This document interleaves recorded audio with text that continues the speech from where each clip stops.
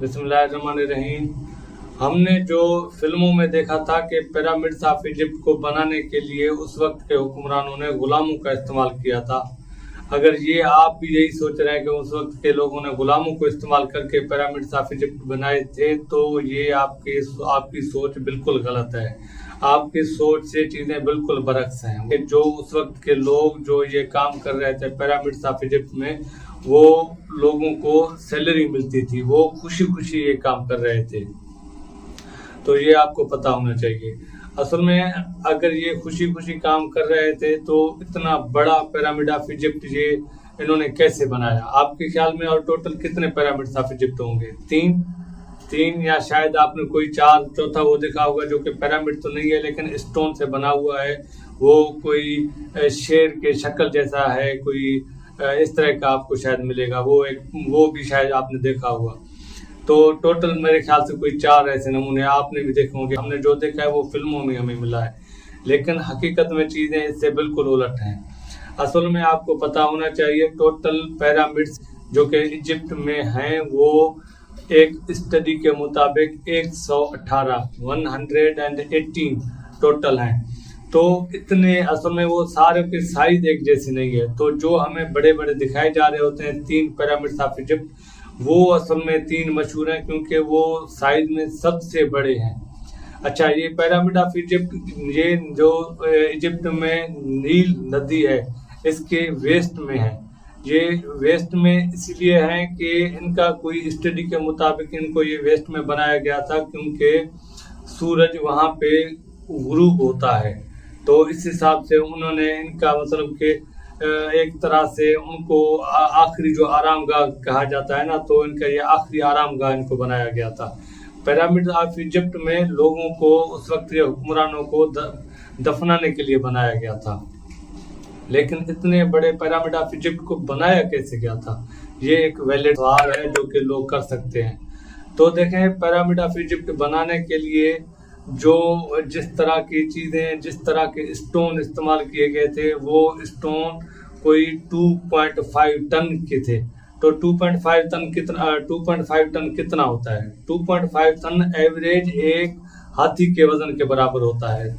लेकिन अगर उस वक्त के लोगों ने एक एक स्टोन को हाथी के वजन के बराबर खींचा होगा तो कैसे मुमकिन है, वो कैसे उन्होंने खींचे होंगे? तो इसके लिए एक मैं आपको आसान सा तरीका बताता हूँ।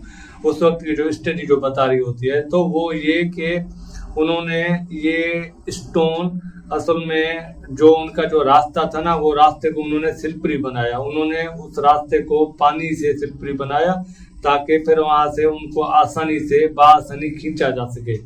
तो वहाँ से उन्होंने आहिस्ते आहिस्ते खींचा और वो जो स्टोन थे उनको खींच के आहिस्ते आहिस्ते पिरामिड में लगाते गए और पिरामिड ये ऐसे ऐसे बनता गया स्टेप बाय स्टेप। ये पिरामिड कोई 4 कोने इसमें बने होते हैं पिरामिड में, किसी में 3 कोने भी बने होते हैं। तो इस तरह के अलग अलग पिरामिड अलग अलग किस्म के बने होते हैं। जैसे कि मैंने आपको बताया था, ये टोटल 118 पिरामिड हैं।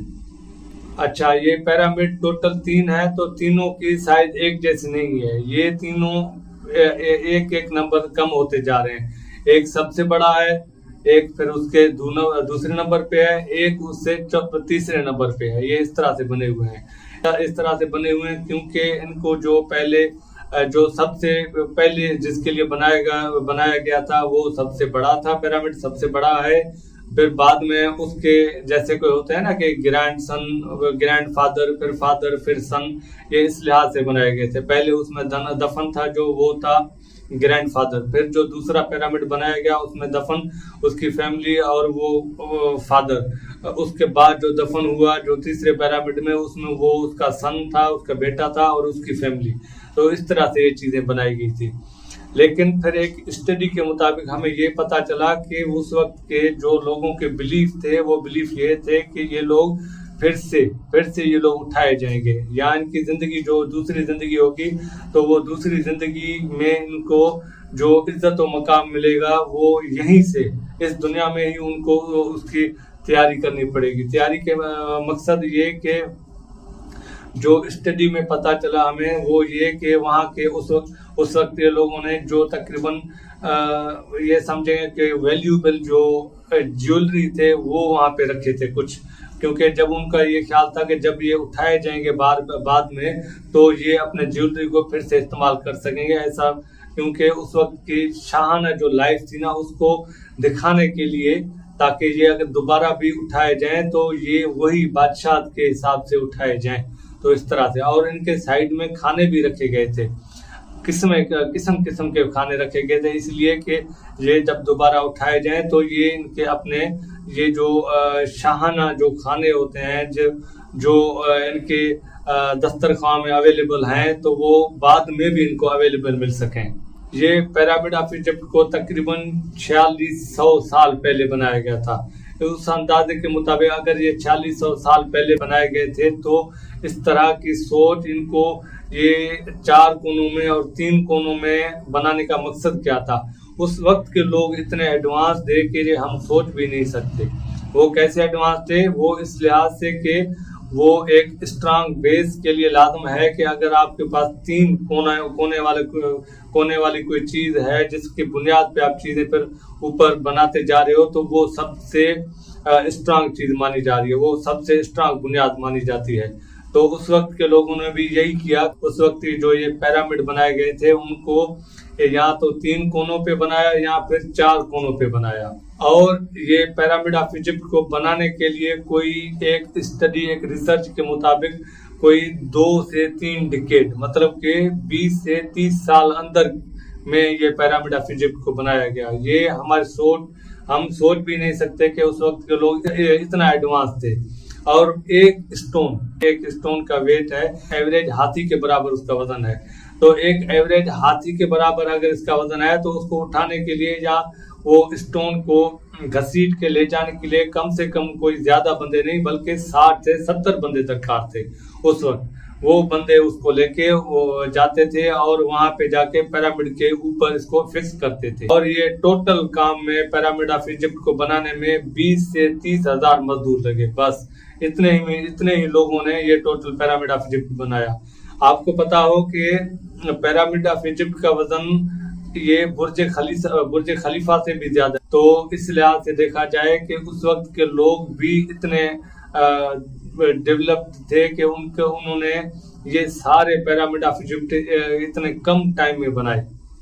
और कोई मशीनरी नहीं, कोई साइंटिफिक तरीका जो हमारे पास अभी अवेलेबल है, कोई कंप्यूटर हमारे पास अवेलेबल है, उस वक्त ऐसा कुछ भी नहीं था।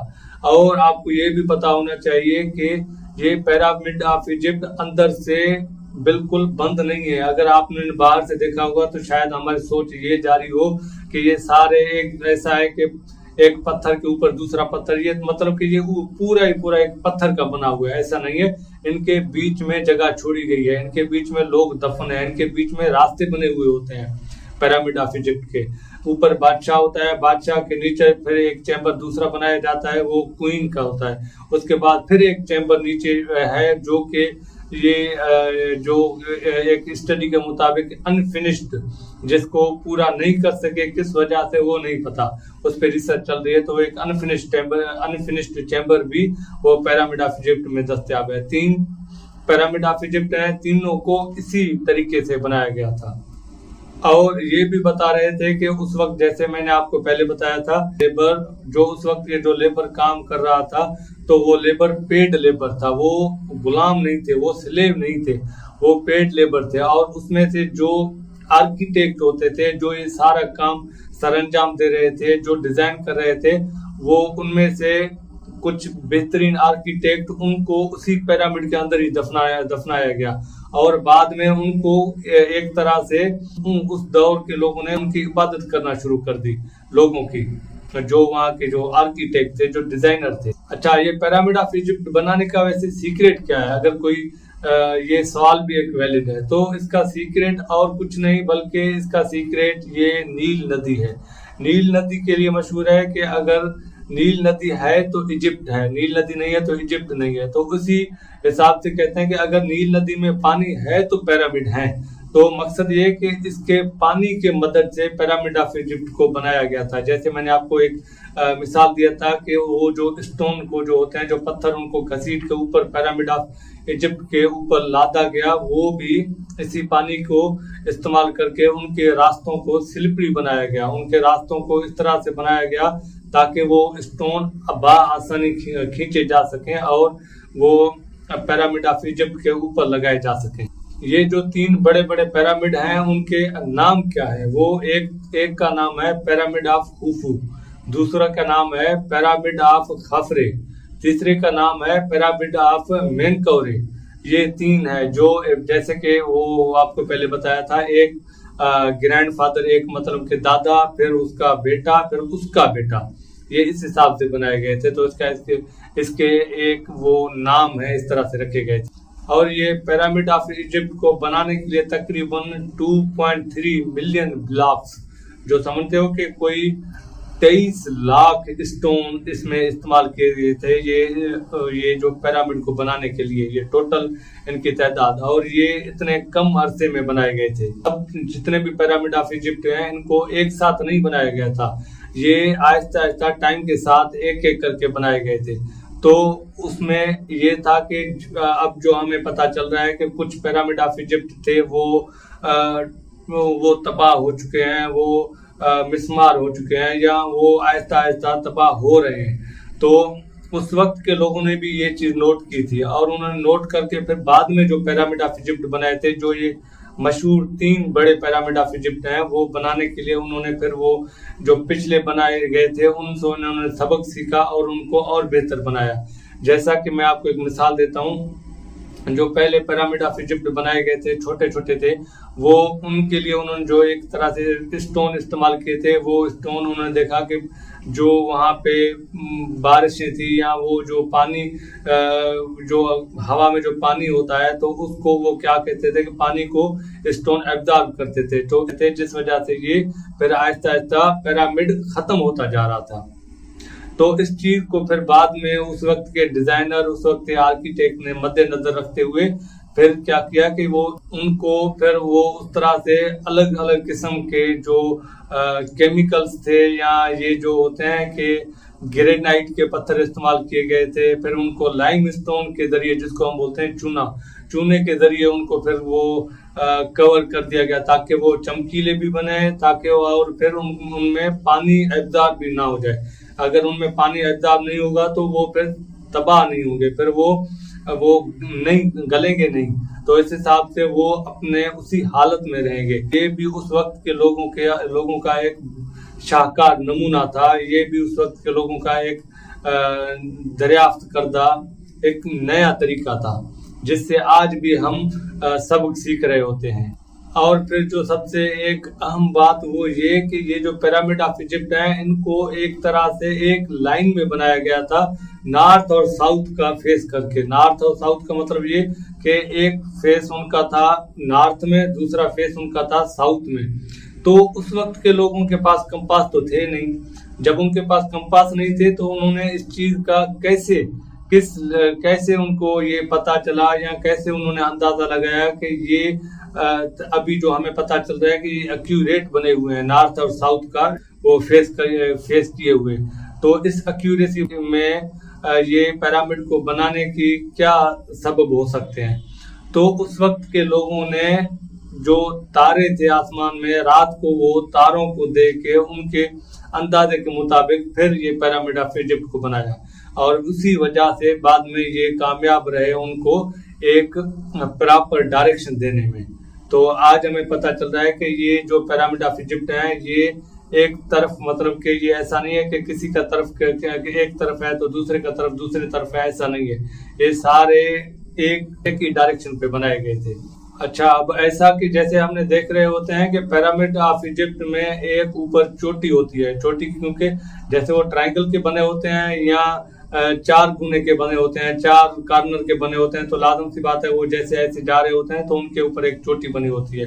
तो ये हमने जो फोटो में देखे थे वो सिर्फ 3 देखे हैं, तो उनके ऐसे हैं शक्लें बिल्कुल, लेकिन जैसे कि तो सब एक जैसे नहीं है। किसी के ऊपर इस तरह से फिलेट किया गया है और किसी को बिल्कुल ऐसे नहीं, बल्कि थोड़ा इस तरह से लेवल करके फिर ऊपर, फिर थोड़ा ऐसे लेवल करके फिर ऊपर, फिर ऐसे ऊपर लेवल करके, मतलब कि स्टेप बाय स्टेप उनको बनाया गया। हर किसी को एक अलग ही नमूने से बनाया गया। तो ये भी उस वक्त के लोगों का एक कामयाब नमूना था।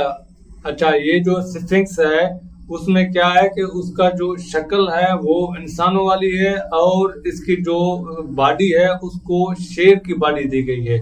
तो हालांकि ये बना हुआ स्टोन से है, लेकिन उस वक्त के लोगों का जो अपना एक बिलीफ था, जैसा कि एक बिलीफ उनका ये था कि मरने के बाद फिर ये उठाए जाएंगे और इसी दुनिया में उठाए जाएंगे। तो ये एक उनका बिलीफ था। तो इसी हिसाब से उनका इन चीजों के बारे में, बाद की चीजों के बारे में भी एक अपना ही बिलीफ था। और आपको ये भी पता हो कि बुर्ज खलीफा का वजन है तकरीबन टोटल 5 लाख टन, जबकि ये जो पिरामिड ऑफ इजिप्ट है इनका एक एक का वजन है 57 लाख टन, मतलब कि बुर्ज खलीफा से कई गुना ज्यादा। तो ये सोच के बंदा हैरान रह जाता है कि ये उस वक्त के लोगों ने कैसा किया, कैसे